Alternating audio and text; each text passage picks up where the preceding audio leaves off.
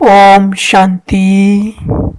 प्यारे बाबा के अनमोल महावाक्य, मुरली का सार, चिंतन और सोमान निकालेंगे 18 फरवरी 2025 की, 18 फरवरी 2025 की। प्यारे बाबा बोले, मीठे बच्चे, तुम्हारी फर्ज अदाई है घर घर में बाप का पैगाम देना। कोई भी हालत में युक्ति रचकर बाप का परिचय हर एक को अवश्य दो। तो बाबा कह रहे, मीठे बच्चे, तुम्हारी फर्ज अदाई है घर घर में बाप का पैगाम देना। कोई भी हालत में युक्ति रचकर बाप का परिचय हर एक को अवश्य दो। तो शिवरात्रि भी आ रही है नजदीक, शिव जयंती, इसलिए बाबा हमें खास याद दिला रहे हैं कि हमें हर एक को बाबा का संदेश परिचय देना है। तो जरूर इस मुरली के सार से हम अपने अभ्यास के लिए कोई ना कोई सोमान की माला निकालें, जैसे मैं खुदाई खिदमतगार हूँ, मैं खुदाई खिदमतगार हूँ। फिर आज प्यारे बाबा ने मुरली में हमें प्रश्न पूछा है, तुम बच्चों को किस एक बात का शौक रहना चाहिए। बाबा ने प्रश्न पूछा है, तुम बच्चों को किस एक बात का शौक रहना चाहिए। तो जरूर आपको भी इसका उत्तर आया होगा कि हमें किस बात का शौक रखना चाहिए। तो उत्तर में बाबा ने कहा, जो नई नई पॉइंट्स निकलती है उनको अपने पास नोट करने का शौक रहना चाहिए, क्योंकि इतनी सब पॉइंट्स याद रहना मुश्किल है। नोट्स लेकर फिर कोई को समझाना है, ऐसे भी नहीं कि लिखकर फिर कॉपी पड़ी रहे। तो जो बच्चे अच्छी रीति समझते हैं उन्हें नोट्स लेने का बहुत शौक रहता है। तो बाबा ने पूछा, तुम बच्चों को किस एक बात का शौक रहना चाहिए। तो उत्तर में बाबा ने कहा, जो नई नई पॉइंट्स निकलती है उनको अपने पास नोट करने का शौक रहना चाहिए, क्योंकि इतने सब पॉइंट्स याद रहना मुश्किल है। नोट्स लेकर फिर कोई को समझाना है, ऐसे भी नहीं कि लिखकर फिर कॉपी में पड़ी रहे। तो जो बच्चे अच्छी रीति समझते हैं उन्हें नोट्स लेने का बहुत शौक रहता है। तो ज़रूर हम जो नई नई पॉइंट्स मुरली में भी मिलती है, किसी क्लासेस में मिलती है, तो ज़रूर हम उसको नोट करें, याद रखें, फिर उसके द्वारा बाबा कह रहे हम सेवा भी करें और स्वयं का पुरुषार्थ को भी बढ़ाएं। तो जरूर इस प्रश्न उत्तर से भी हम अपने अभ्यास के लिए कोई ना कोई सोमान बनाएं, जैसे मैं गॉड फादरली स्टूडेंट हूँ, मैं गॉड फादरली स्टूडेंट हूँ। फिर आज मुरली से पहले गीत बजा है, लाख जमाने वाले, है ना। मुरली से पहले आज गीत बजा है, लाख जमाने वाले। फिर सारी मुरली से आज प्यारे बाबा ने हमें धारणा के लिए मुख्य सार में कहा है, पहला पॉइंट, सदा खुशी रहे कि हम सद्धर्म की स्थापना के निमित्त हैं। स्वयं भगवान हमें पढ़ाते हैं, हमारा देवी देवता धर्म बहुत सुख देने वाला है। तो धारणा के पहले पॉइंट में बाबा कह रहे, सदा खुशी रहे कि हम सत धर्म की स्थापना के निमित्त हैं। स्वयं भगवान हमें पढ़ाते हैं, हमारा देवी देवता धर्म बहुत सुख देने वाला है। तो जरूर इस धारणा के पहले पॉइंट से भी हम अपने अभ्यास के लिए कोई ना कोई सोमान बनाए, जैसे मैं देवी देवता धर्म की महान आत्मा हूँ, मैं देवी देवता धर्म की महान आत्मा हूँ। फिर धारणा के सेकंड पॉइंट में बाबा ने कहा माली बन कांटों को फूल बनाने की सेवा करनी है, पूरी परवरिश कर फिर बाप के सामने लाना है, मेहनत करनी है। तो धारणा के सेकंड पॉइंट में बाबा कह रहे हम सबको क्या बनना है, माली, है ना। और माली बन के क्या करना है, कांटों को फूल बनाने की सेवा करनी है ना। जो आत्माएं असुरी बन गए, आसुरी स्वभाव आ गया है, उनमें दैविक गुण लाने की सेवा करनी है माली बन करके, फिर पूरा परवरिश करके फिर बाबा के सामने लाना है, माना मधुबन में लाना है। बाबा कहते हैं इसकी हमें मेहनत करनी है। चाहे हमारे घर गृहस्थ में रहने वाले हैं, चाहे आसपास रहने वाले हैं, तो जरूर हम उनको सेंटर तक ले जाएं, कोर्स कराएं, है ना। उनके अंदर भी दैविक गुण लाए, उनको भी प्रेरणा दे करके बाबा के बड़े बड़े स्थान जो बने हुए वहां उनको पहुंचाए। तो ऐसा बाबा कह रहे हमें मेहनत करनी है, सेवा करनी चाहिए। और फिर आज प्यारे बाबा का हम बच्चों के लिए मधुर वरदान है, पुरानी देह और दुनिया को भूलने वाले बाप दादा के दिल तख्त नशीन भवा। पुरानी देह और दुनिया को भूलने वाले बाप दादा के दिल तख्त नशीन भवा। फिर वरदान के स्पष्टीकरण में बाबा ने कहा संगम युगी श्रेष्ठ आत्माओं का स्थान है बाप दादा का दिल तख्त। ऐसा तख्त सारे कल्प में नहीं मिल सकता। विश्व के राज्य का व स्टेट के राज्य का तख्त तो मिलता रहेगा, लेकिन यह तख्त नहीं मिलेगा ना। यह इतना विशाल तख्त है जो चलो फिरो खाओ सो लेकिन सदा तख्त नशीन रह सकते हो। जो बच्चे सदा बाप दादा के दिल तक नशीन रहते हैं वह इस पुरानी देह व देह की दुनिया से विस्मृत रहते हैं, इसे देखते हुए भी नहीं देखते। तो कितना बाबा हमें आज के वरदान में नशा चढ़ाते हुए कह रहे हैं कि संगम युगी श्रेष्ठ आत्माओं का स्थान है ही बाप दादा का दिल तख्त। माना सूक्ष्म वतन जहाँ बाप दादा रहते हैं, फरिश्तों की दुनिया, वो हमारा दिल तख्त है। ऐसा तख्त सारे कल्प में नहीं मिल सकता। विश्व के राज्य का व स्टेट का राज्य का तख्त तो मिलता रहेगा, लेकिन यह तख्त नहीं मिलेगा। ये इतना विशाल तख्त है जो चलो फिरो खाओ सो लेकिन सदा तख्त नशीन रह सकते हो। जो बच्चे सदा बाप दादा के तख्त नशीन रहते हैं वो इस पुरानी देह व देही की दुनिया से विस्मृत रहते हैं, इसे देखते हुए भी नहीं देखते। तो इतनी श्रेष्ठ स्थिति बन जाती है। तो जरूर इस वरदान से भी हम अपने अभ्यास के लिए कोई ना कोई स्वमान की माला बनाए, जैसे मैं दिल तख्त नशीन आत्मा हूं, मैं दिल तख्त नशीन आत्मा हूं। फिर प्यारे बाबा ने आज हमें स्लोगन में कहा हद के नाम मान शान के पीछे दौड़ लगाना, अर्थात बाबा कह रहे परछाई के पीछे पढ़ना। हद के नाम मान शान के पीछे दौड़ लगाना, अर्थात परछाई के पीछे पढ़ना। फिर आज अव्यक्त बाप दादा का हम बच्चों के लिए अव्यक्त इशारा है। जैसे कोई भी नई इन्वेंशन अंडरग्राउंड जाने से कर सकते हैं ना, वैसे आप भी जितना अंडरग्राउंड अर्थात अंतर्मुखी रहेंगे उतनी नई नई इन्वेंशन व योजनाएं निकाल सकेंगे।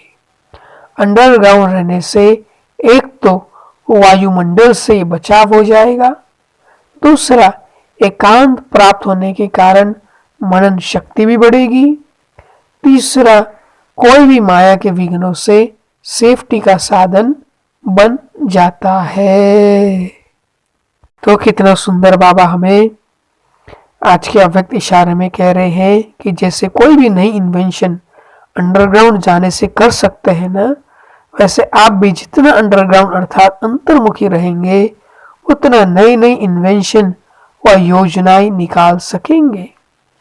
अंडरग्राउंड रहने से एक तो वायुमंडल से बचाव हो जाएगा, दूसरा एकांत प्राप्त होने के कारण मनन शक्ति भी बढ़ेगी, तीसरा कोई भी माया के विघ्नों से सेफ्टी का साधन बन जाता है। और हमने इस मास का जो अव्यक्त इशारा का जो सोमान बनाया उसको भी हम जरूर स्मृति में रखें और यूज करें कि मैं एकांत प्रिय आत्मा हूं, मैं एकांत प्रिय आत्मा हूं। फिर आज प्यारे बाबा हमें व्यक्त से अव्यक्त की ओर के लिए कह रहे हैं, अब बाप ने सब बंधनों से न्यारा बना दिया तो संकल्प मात्र भी किसी भी संबंध में, अपनी देह में, पदार्थों में फंसना नहीं। तो बाबा कह रहे अब बाप ने सब संबंधों से न्यारा बना दिया है ना, बाबा ने हमें सब बंधनों से न्यारा कर दिया ना, तो संकल्प मात्र भी किसी भी संबंध में, अपनी देह में, पदार्थों में फंसना नहीं। तो किन तीन चीजों में फंसना नहीं हमें, किसी भी संबंध में, है ना, सब संबंध भी क्या है, सेवा के संबंध है ना, उसमें फंसना नहीं, अपने देह में भी नहीं फंसना और पदार्थों में भी फंसना नहीं। और हमने जो इसका व्यक्त से अव्यक्त की ओर के लिए सुमान बनाया उसको भी जरूर हम स्मृति में रखकर यूज करें कि मैं अव्यक्त फरिश्ता हूं, मैं अव्यक्त फरिश्ता हूं। फिर आज प्यारे बाबा ने हमें अमृत वेले के लिए कहा है, यह रमणीक ज्ञान है ना, रमणीक अनुभव स्वतः ही सुस्ती को भगा देता है। ये तो कोई कहते हैं ना, वैसे नींद नहीं आएगी लेकिन योग में नींद अवश्य आएगी। ये क्यों होता है? ऐसी बात नहीं कि थकावट है, लेकिन रमणीक रीति से और नेचुरल रूप से बुद्धि को सीट पर सेट नहीं करते हो। तो सिर्फ एक रूप से नहीं लेकिन वैरायटी रूप से सेट करो। वही चीज अगर वैरायटी रूप से परिवर्तन कर यूज करते हो तो दिल खुश होता है। चाहे बढ़िया चीज हो लेकिन अगर एक ही चीज बार बार खाते रहो, देखते रहो तो क्या होगा? ऐसे ही कभी बीज रूप बनो, कभी लाइट हाउस के रूप में, कभी माइट हाउस के रूप में, कभी वृक्ष के ऊपर बीज के रूप में, कभी सृष्टि चक्र के ऊपर टॉप पर खड़े होकर सभी को शक्ति दो। जो भिन्न भिन्न टाइटल्स मिलते हैं वह भिन्न भिन्न टाइटल रोज अनुभव करो। कभी नूरे रतन बन बाप के नैनों में समाया हूं, इस स्वरूप की अनुभूति करो। कभी मस्तक मणि बन, कभी तख्त नशीन बन, भिन्न भिन्न स्वरूप का अनुभव करो, वैरायटी अनुभव करो तो रमणीकता आएगी। बाप दादा रोज मुरली में भिन्न भिन्न टाइटल देते हैं, क्यों देते हैं ना, कि उसी सीट पर सेट हो जाओ और सिर्फ बीच बीच में चेक करो। तो कितना सुंदर आज बाबा हमें अमृत वेले के लिए कह रहे हैं कि हमें रमणीकता से अमृत वेला करना चाहिए। कभी किस सीट पर, कभी कौन से सीट पर, कौन से स्थिति में रहना चाहिए वो बाबा कह रहे हैं। कभी बीज रूप बन जाओ, कभी लाइट हाउस, कभी माइट हाउस, कभी वृक्ष के ऊपर बीज के रूप में, कभी सृष्टि चक्र के टॉप पर खड़े हो जाओ, शक्ति दो। अनेक अनेक टाइटल्स दिए बाबा ने कहा कौन टाइटलों में बैठ जाओ। कभी नूरे रतन बन बाबा के नैनों में समाओ, है ना, कभी मस्तक मणि बन जाओ, कभी दिल तख्त नशीन बन जाओ। और रोज मुरली में से तो हमें कोई ना कोई टाइटल मिलता है, कोई ना कोई अभ्यास मिलती है, तो जरूर रोज कुछ नवीनता से हम करेंगे तो अमृत वेला भी रमणीक रहेगा। सारा दिन याद भी बाबा कह रहे हमारा रमणीक रहेगा। अवश्य इस बात पर ध्यान दें। और फिर हमने जो अमृत वेले के पॉइंट का सोमान बनाया उसको भी हम जरूर स्मृति में रखें और यूज करें कि मैं तपस्वी मूर्त आत्मा हूं, मैं तपस्वी मूर्त आत्मा हूं। फिर आप सारा मुरली आप अवश्य सेंटर पे जाके सुनिएगा, पढ़िएगा और अपने मनन चिंतन के लिए कोई ना कोई टॉपिक अवश्य निकालिएगा। जैसे खास आज बाबा ने कहा ना कि हमें प्रश्नोत्तर में भी कहा, मुरली में भी कहा कि जो नए नए पॉइंट्स होते हैं, हमें जो नया लगता है अवश्य उसको नोट करना चाहिए और एक इस विषय में है उसको हमें ध्यान देना चाहिए, अपने पुरुषार्थ को बढ़ाना और दूसरों को भी हमें समझाने में उस पॉइंट्स को बाबा कह रहे यूज करना चाहिए।